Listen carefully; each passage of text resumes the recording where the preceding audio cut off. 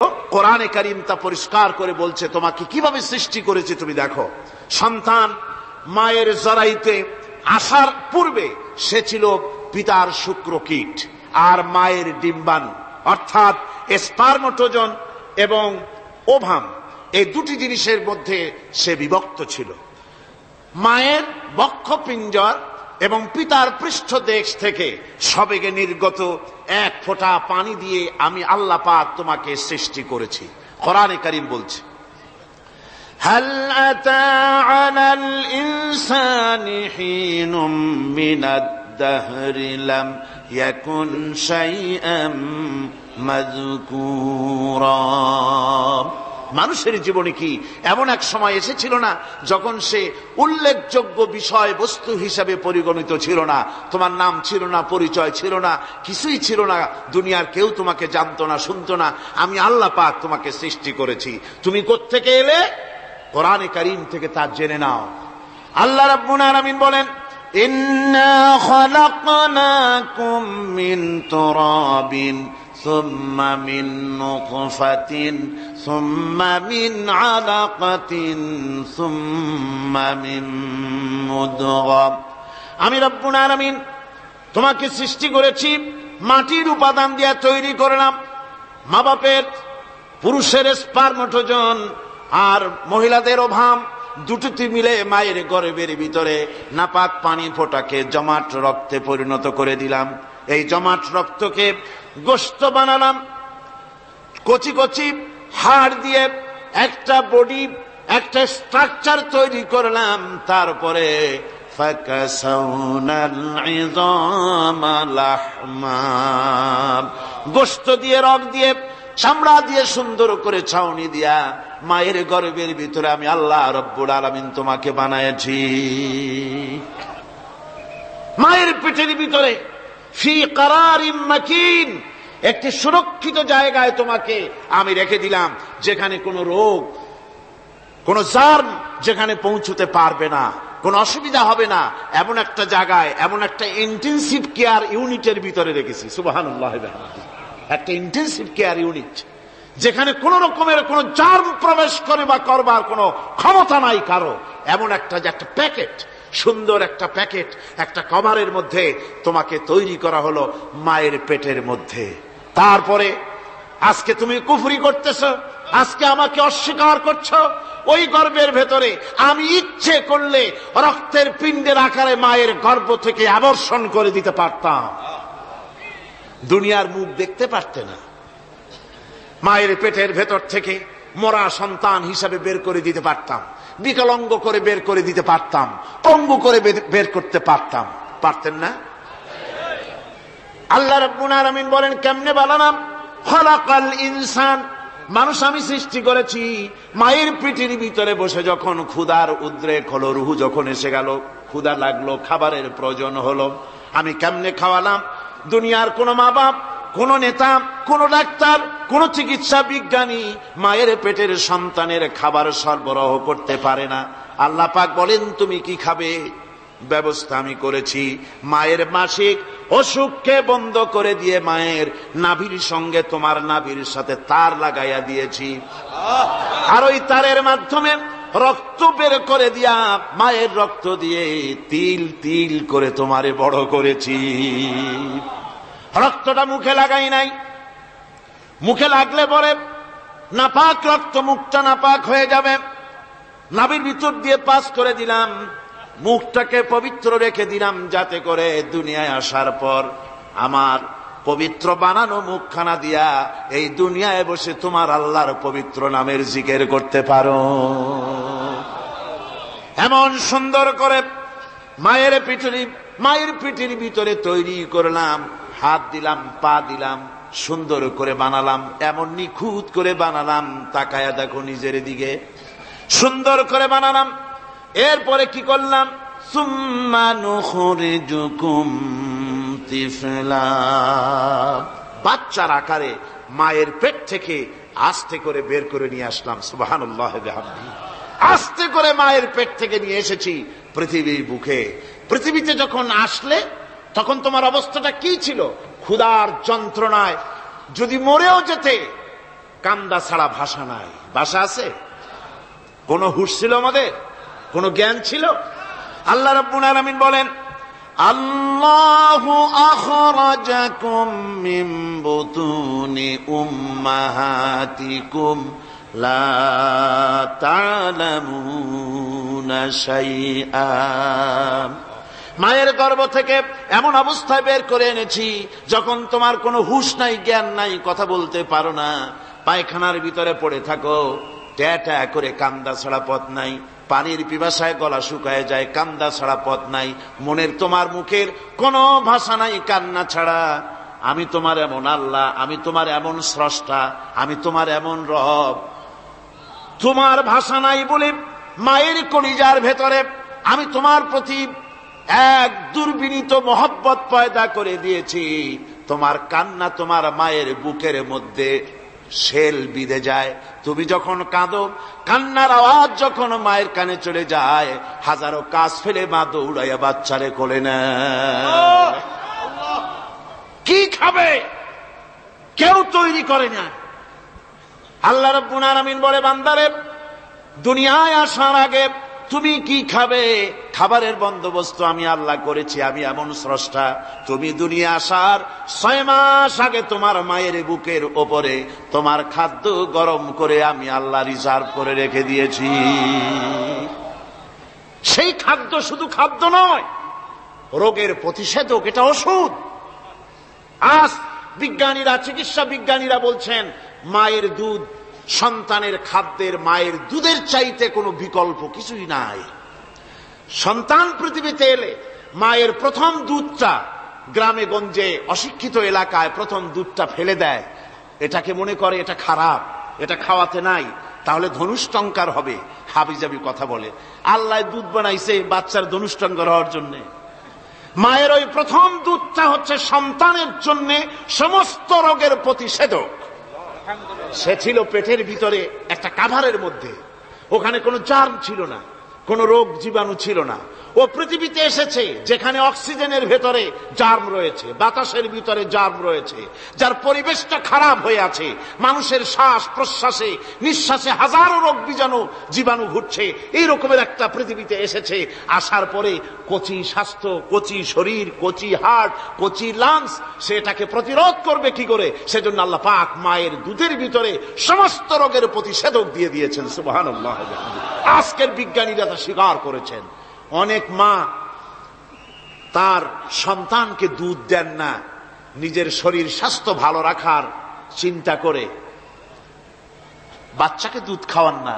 এটা অত্যন্ত নির্মম কাজ। বাচ্চাকে দুধ খাওয়ালে বাচ্চার সাথে মায়ের মহব্বত বাড়ে।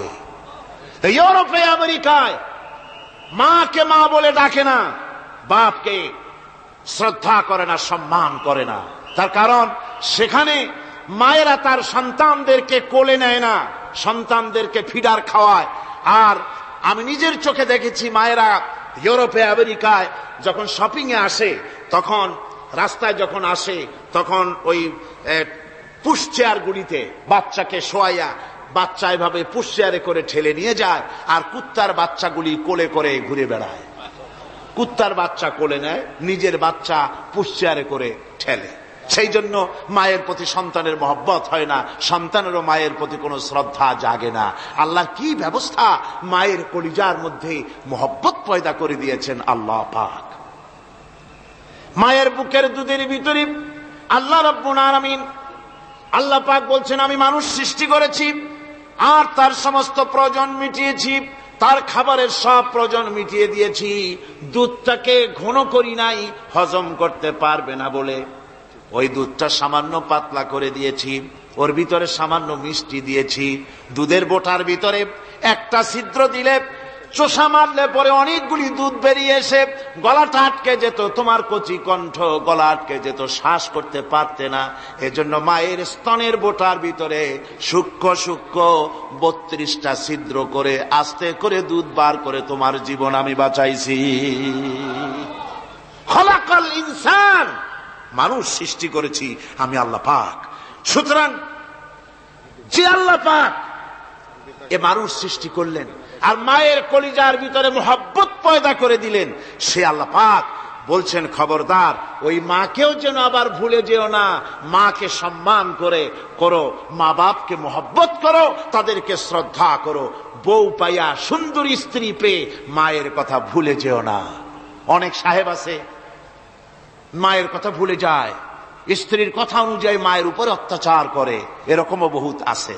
আল্লাহ পাক বলছেন শোনো, وَقَضَى رَبُّكَ أَلَّا تَعْبُدُوا إِلَّا إِيَّاهُ وَبِالْوَالِدَيْنِ إِحْسَانًا। তোমার প্রভুর পক্ষ থেকে ফয়সালা হয়েছে, চূড়ান্ত সিদ্ধান্ত হয়ে গিয়েছে, আমি আল্লাহর ইবাদতের পর তোমার মা বাপের ইহসান করবে, খেদমত করবে, তাদের জন্য উপকার করবে, তাদেরকে ভালোবাসবে। আল্লাহ রাব্বুল আলামিন বলেন মা বাবার সঙ্গে কেমনে কথা বলবে, তাদের সাথে কিভাবে আচরণ করবে, আল্লাহ তাও শিখিয়ে দিয়েছেন। আল্লাহ পাক বলেন ওয়ালা তাকুল লাহুমা ওয়া কুল লাহুমা কাওলান কারীমা। মা বাবার সাথে সম্মানজনক কথা বলো।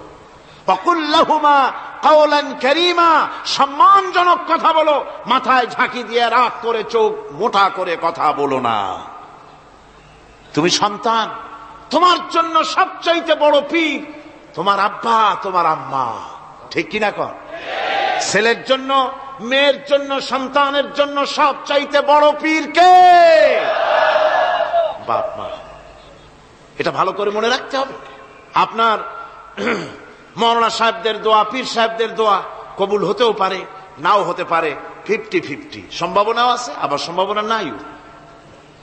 কিন্তু মা বাবের দোয়া কবুল হবে 100% সিউরিটি রয়েছে। রাসূলুল্লাহ বলেছেন 3 জনের দোয়া কবুল হবে, মুস্তাজাবুদ দাওয়াত। কয়জনের দোয়া কবুল হবে? আল্লাহ রাব্বুল আলামিনের হাবিব বলেন 3 জনের দোয়া কবুল হবে আল্লাহর দরবারে। তার মধ্যে একজন হলেন মাজলুম ব্যক্তি, যে ব্যক্তি অত্যাচারিত, যে ব্যক্তি মুসাফির, প্রবাসী, তার দোয়া কবুল হবে। আর মা বাপ যদি সন্তানের জন্য দোয়া করে, ওই দোয়া আল্লাহ রব্বুল আলামিনের দরবারে মঞ্জুর হয়ে যায়। আল্লাহ রব্বুল আলামিন মা বাপ সম্পর্কে বলেন, মা বাবের জন্য আমার কাছে দোয়া করবি বান্দারা, আমার কাছে দোয়া করবি। দোয়াটা আল্লাহ পাক শেখাচ্ছেন, রব্বিরহামহুমা কামা রব্বায়ানি সগীরা। পড়েন সবাই, রব্বিরহামহুমা কামা রব্বায়ানি সগীরা। একটু জিকির করেন লা ইলাহা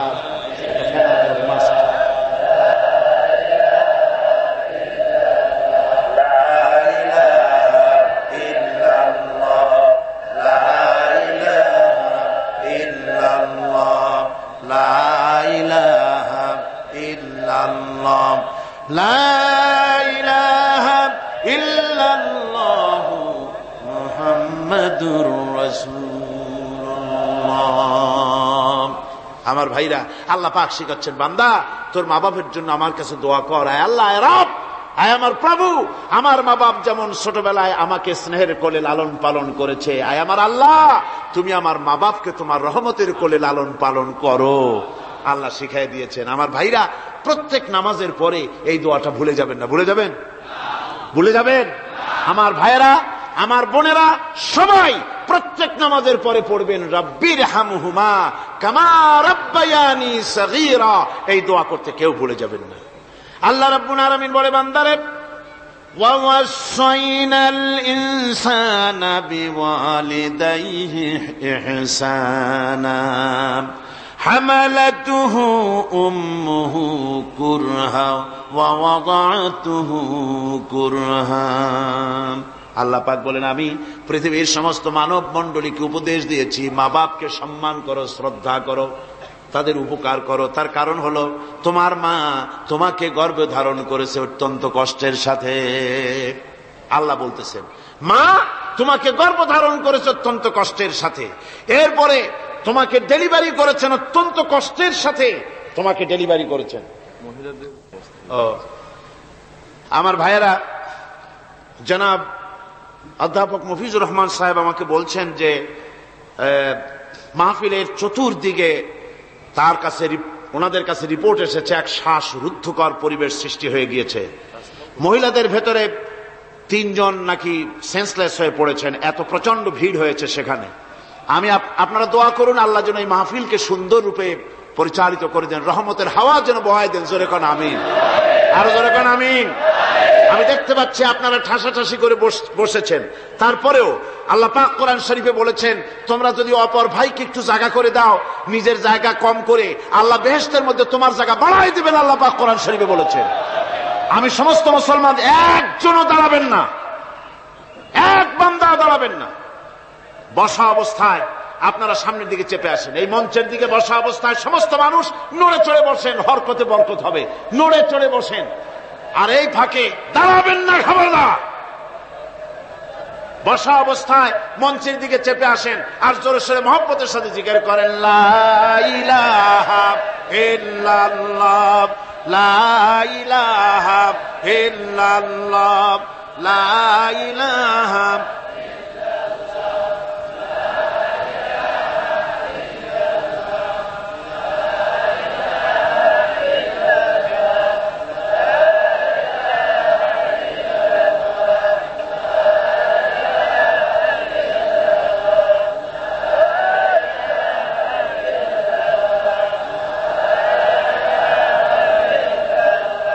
লা ইলাহা ইল্লাল্লাহ, লা ইলাহা ইল্লাল্লাহ, লা ইলাহা ইল্লাল্লাহ।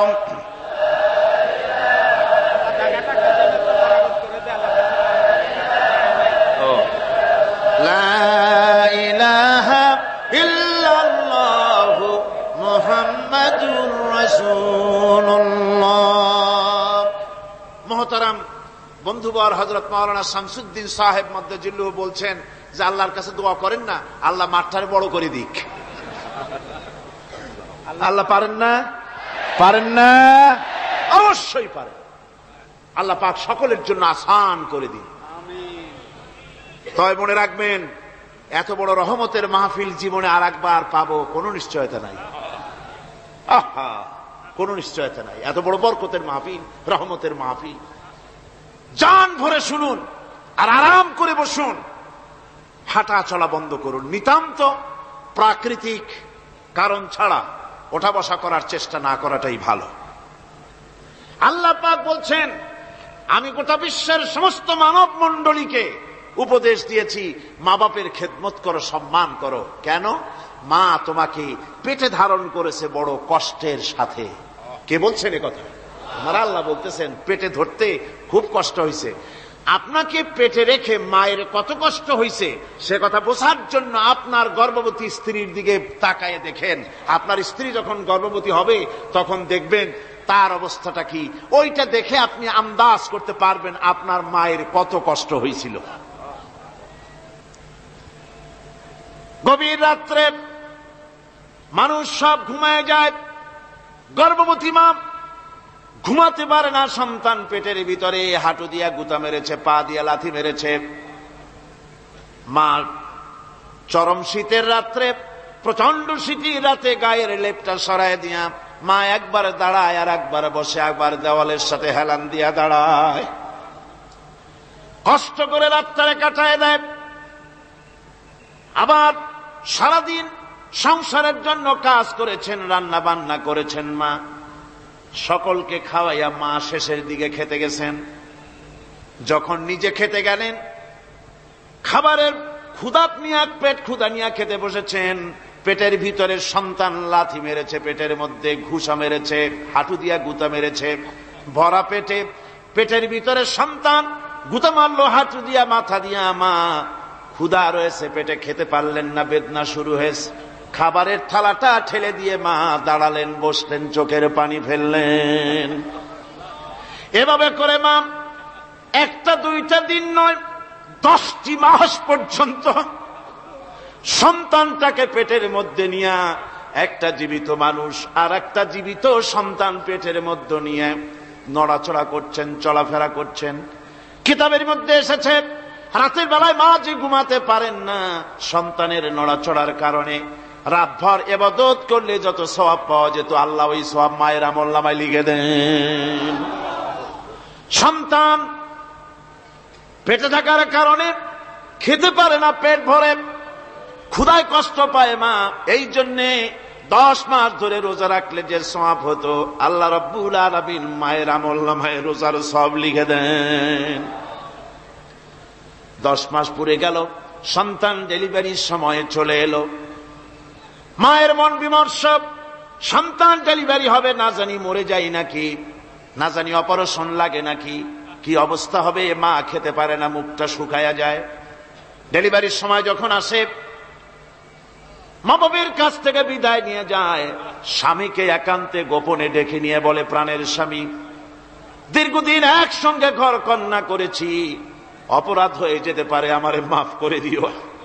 আমার মনে হয় এবার আমি আর বাঁচবো না, সংসার থাকলো চাবি থাকলো সব বুঝে নাও, আমারে মাফ করে দিও। মা চলে গেল সতিকা গৃহে, ক্লিনিকে চলে গেল, অপারেশন থিয়েটারে চলে গেল, অথবা ডেলিভারির জায়গায় চলে গেল। ডেলিভারি পেইন শুরু হয়ে গেল, বেদনা শুরু হয়ে গেল। এক একটা বেদনা যেন মায়ের এক একটা মৃত্যু যন্ত্রণা শুরু হয়ে যায়। এমন যন্ত্রণা, প্রসব বেদনা দুনিয়ার ভুক্তভোগী মা ছাড়া আর কেউ জানে না। এই চরম বেদনার ভেতর দিয়ে, চরম কষ্টের ভিতরে মা যখন একটা বাচ্চা প্রসব করলো, জিহাদের ময়দানের মতো মা রক্তাক্ত হয়ে গেলেন, সন্তান দুনিয়ায় এলো। মা তখন অস্থির থাকেন, এত বড় বিরাট কষ্টের ভিতরে আল্লাহ রাব্বুল আলামিন বলেন, সন্তান যখন ডেলিভারি হয়ে গেল, মায়ের মনের ভিতরে আমি তখন এই ফিলিংস, এই টেন্ডেন্সি জাগ্রত করে দিই, দেখ কি হয়েছে। মা তখন দেখতে চায় কি হয়েছে। মায়ের সামনে যখন এত কষ্টের, হৃদয় বিংগ্রণ, কলিজার 32টি নাড়ি ছেঁড়া যন্ত্রণার সন্তান যখন মায়ের চোখের সামনে আসে, আল্লাহ পাক বলেন, মা যখন তার ছেলের মুখের দিকে তাকায়, মেয়ের মুখের দিকে তাকায়, আল্লাহ বলেন 10 মাসের পেটে ধরা কষ্ট আর ডেলিভারির সব কষ্ট মায়ের মন থেকে মুছে ফেলে দেই। আল্লাহ রাব্বুল আলামিন বলেন, খবরদার দুনিয়ার মানুষ, এমন মায়ের সাথে নাফরমানি করবি না, এ মায়ের সাথে নাফরমানি করবি না, মাকে সম্মান করবি, মার কাছে দোয়া চাবি। দুনিয়ায় যদি সম্মান চাও, রিজেক্ট চাও, মায়ের পায়ে ধরে কাঁদো। মায়ের জাতি অনেক সম্মান তার। রাসূল করিম সাল্লাল্লাহু আলাইহি ওয়াসাল্লামকে প্রশ্ন করা হয়েছে, হুজুর খেদমত করব কার? হুজুর কয় মায়ের। তারপরে কার? হুজুর কয় মায়ের। তারপরে কার? হুজুর বলেন মায়ের। তারপরে কার? তোমার পিতার। 3 গুণ, তোর মায়ের মর্যাদা 3 গুণ বেশি, তোর বাপের চাইতে মর্যাদা বেশি। সুবহানাল্লাহ পড়েন। আর আজকে ইসলামের শত্রুরা তারা বলে যে ইসলাম নারীর অধিকার আদায় করে নাই। নারীর অধিকার ইসলাম দেয় নাই তো কে দিয়েছে? আমার বন্ধুগণ, বিশ্বনবী জনাব মুহাম্মদ রাসূলুল্লাহ সাল্লাল্লাহু আলাইহি ওয়াসাল্লাম মসজিদে নববীর ভিতরে বসে আছেন। এক বৃদ্ধা মহিলা মসজিদের মধ্যে প্রবেশ করলেন। হুজুর বৃদ্ধাকে দেখে দাঁড়ায় গেলেন, বিশ্বনবী বুড়ি মেয়ে লোককে দেখে দাঁড়ায় গেলেন। আল্লাহ নবী বুড়িকে দেখে দাঁড়ালেন। বুড়ি যখন কাছে এলেন, আল্লাহর নবী নিজের গায়ের চাদর বুড়ির জন্য বিছায়া দিলেন। বুড়ি বসলেন। এরপরে কথাবার্তা সারার পর বুড়ি যখন বিদায় হবেন, হুজুর আবার দাঁড়ালেন। বুড়ি মহিলা চলে গেলেন। সাহাবায়ে কেরাম বলেন, ইয়া রাসূলুল্লাহ, কিছুই বুঝলাম না, একজন বৃদ্ধা মহিলার জন্য বিশ্বনবী দাঁড়ান আর গায়ের চাদর বিছান, আমরা বড় আশ্চর্য হয়ে গেলাম। নবীজি বলেন, ও আমার সাহাবীরা, তোমরা জানো না, এই মহিলা কি চিনতে পারো নাই? আমি আমার মায়ের দুধ আমার জীবনে কিসমতে তেমন হয় নাই। আমি আমার মায়ের দুধ তেমন কিসমতে পাই নাই। যার বুকে দুধ খেয়ে, যার কোলে কাখে চড়ে আমি বড় হয়েছি, আমার সেই দুধ মা, ইনি হযরতে হালিমাতুস সাদিয়া, আমার সেই দুধ মা। রাসূলুল্লাহ নিজে সম্মান দিয়েছেন মায়ের। খবরদার মাকে অসম্মান করবেন না, মাকে সম্মান করবেন, মাকে শ্রদ্ধা করবেন। আমার বন্ধুগণ, আলেম ওলামা পীর বুজুর্গদের জন্য হাদিয়া তো দেন, আপনারা কোনো নিষেধ নাই, দেন। হাদিয়া দেওয়াও সুন্নত, নেওয়াও সুন্নত, দিবেন, আমি কোনো নিষেধ করি না। কিন্তু আমি বলতে চাই, পীর বুজুর্গদের কাছে, আলেম ওলামাদের কাছে হাদিয়া দিয়া আল্লাহরে যত না খুশি করতে পারবেন, এই ডালিম বেদানার মৌসুমে বেদানা একটা ভেঙে নিজ হাতে যদি মায়ের মুখে তুলে দেন, আল্লাহর আরশ খুশি হয়ে যাবে, আল্লাহর আরশ আজিম খুশি হয়ে যাবে, আল্লাহ পাক খুশি হয়ে যাবেন। মায়েরে খাওয়াও, বাপকে খাওয়াও, তোমার সবচেয়ে বড় পীর তিনি। সুবহানাল্লাহ পড়ে, সুবহানাল্লাহ। মা বাপ যদি একটু দোয়া করে দেয়, তোমার জিন্দেগির কাম শেষ। একটু বদদোয়া করলে জাহান্নামে যাবা। কোন পীর সাহেব বদদোয়া করলে জাহান্নামে যাবে এমন কথা নয়, কোন মাওলানা বদদোয়া করলে দোজখে যাবে এমন কথা নয়। রাসূল বলেছেন, হুমা জান্নাতুকা ওয়া নারুকা। মা বাপ তোমার বেহেশত, মা বাপ তোমার জাহান্নাম। মা বাপ যদি অসন্তুষ্ট হয় দোজখে যাবি, আর মা বাপ যদি খুশি আল্লাহর জান্নাতে চলে যাবি। সুবহানাল্লাহ, সুবহানাল্লাহ, সুবহানাল্লাহ। মায়ের পায়ের তলে তোর বেহেশত। আমরা পুরুষ, আমাদের গত বছরও বলেছি, আমরা পুরুষ, আমাদের পায়ের তলে জুতা। আমাদের পায়ের তলে কি? শুধু জুতা।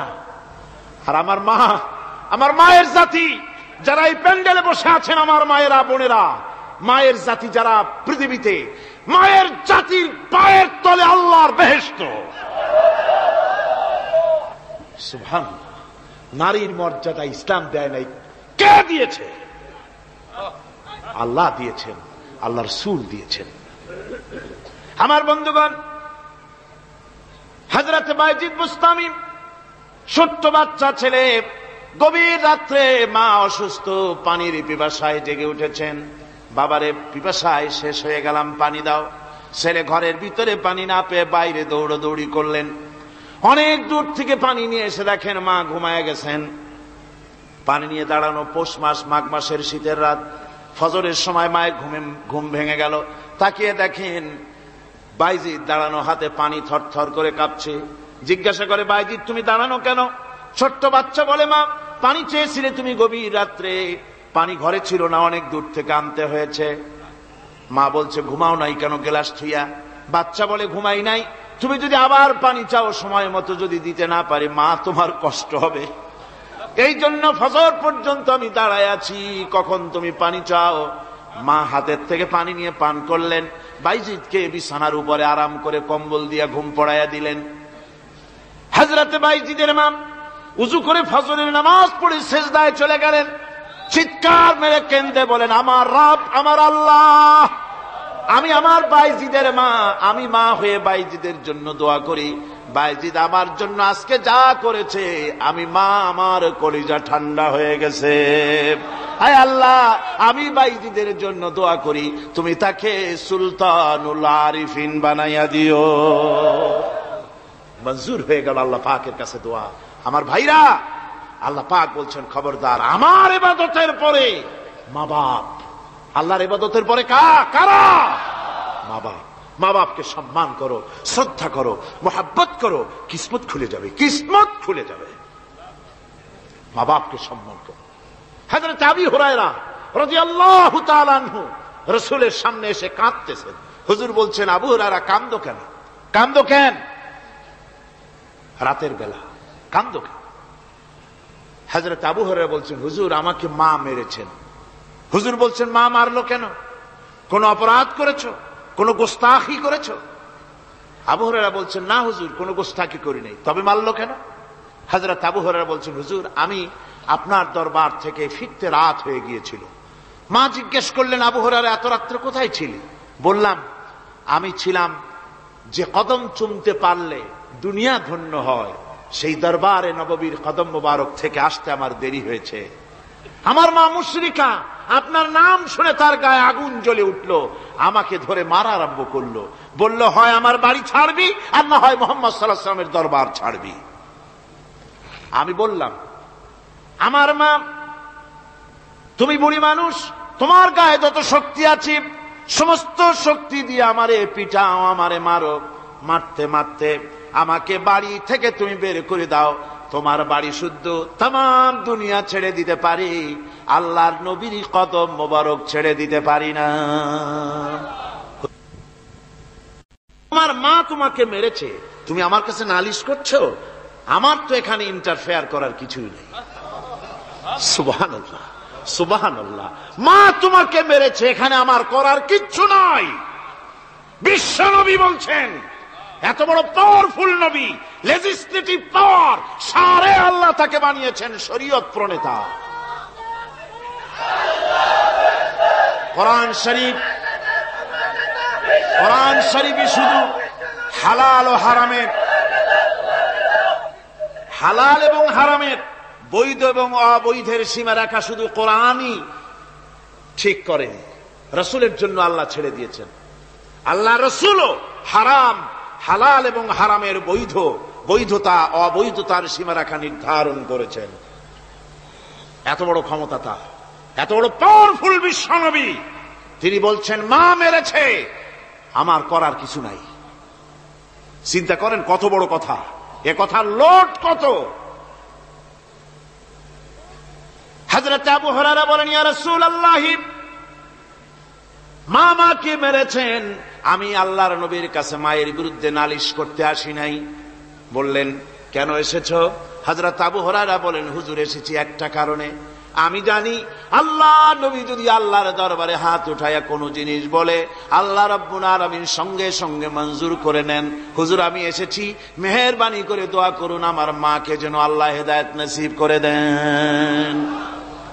আল্লাহ নবী হাত উঁচু করে বললেন, আল্লাহুম্মা হিদি উম্মা আবি হুরায়রা, আয় আল্লাহ আমি দোয়া করি আবু হুরায়রার মাকে তুমি হেদায়েত নসিব করে দাও। রাসূলুল্লাহ দোয়া করছেন আর আবু হুরায়রা সমানে দৌড়াচ্ছেন। তিনি দৌড়াচ্ছেন, পেছন থেকে কয়েকজনে আবু হুরায়রার জামা টেনে ধরেছে, দৌড়ো। তাদের জানা আবু হুরায়রা খুব ভদ্রলোক মানুষ, কোন ঝড় ঝামেলার মধ্যে থাকে না, রাগ সাগ করে না, চিৎকার মারে না, দৌড় মারে না, এত ভদ্র শরীর, দৌড়ায় কেন? না জানি কোন বিপদ বুঝি ঘটে গেছে। পিছন থেকে জামা টেনে ধরে বলে, দৌড়াও কেন? হযরত আবু হুরায়রা জামা সাহাবীর হাত থেকে ছিনায় নিয়ে বলেন, জামা ছেড়ে দাও, আমাকে দৌড়াতে দাও। আমি দৌড়াইয়া বাড়ি যে দেখতে চাই, আমি দৌড়াইয়া আগে আমার বাড়ি পৌঁছতে পারলাম না, আমি যাওয়ার আগে আমার আল্লাহর নবীর দোয়া আমার বাড়ি পৌঁছে গেছে, আমি এইটা দেখতে চাই। হযরত আবু হুরায়রা বাড়িতে গিয়ে দরজা নক করলেন, ভেতর থেকে আওয়াজ এলো, কে? হযরত আবু হুরায়রা বলেন, মা আমি তোমার আবু হুরায়রা ফিরে এসেছি। মা বলছেন, বাবা অপেক্ষা করো, দরজা খুলতেছি। হযরত আবু হুরায়রা বলেন, মায়ের গলার আওয়াজের ভিতরে শিরকিয়াতের কর্কশতা পেলাম না, মায়ের গলার আওয়াজের ভিতরে তাওহীদের গন্ধ পেলাম। আমার মনে হলো নবীজির নিক্ষিপ্ত তীর তার নিশানায় পৌঁছে গেছে। কিছুক্ষণ পর মা আমার বেরিয়ে এলেন, মাথা থেকে চুলের থেকে, বুড়ি মানুষ, সাদা চুলের ভিতর থেকে পানি পড়তেছে। মা বলল, বাবারে তোমারে মারার পর আমি বড় অনুতপ্ত হয়েছি, অনুশোচনা করেছি, আমি গোসল করেছি, মনে মনে ভাবলাম আমার ছেলে তো কোনো খারাপ জায়গায় যায় নাই, কেন তারে মারলাম? আমি বড় লজ্জায় পড়েছি তোমারে মেরে। ও আমার আবু হুরায়রা, আমি গোসল করেছি, পবিত্র হয়ে গেছি, জলদি করে আমাকে নিয়ে চলো বিশ্ব নবী জনাবে মুহাম্মদুর রাসূলুল্লাহর দরবারে।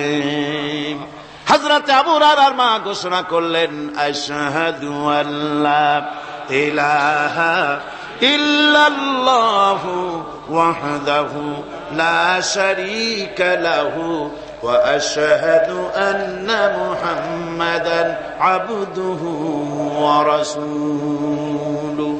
আমার ভাইরা, মা বাপ সবচেয়ে সম্মানের জিনিস। আল্লাহর ইবাদতের পরই মা বাপের খেদমত করতে হবে।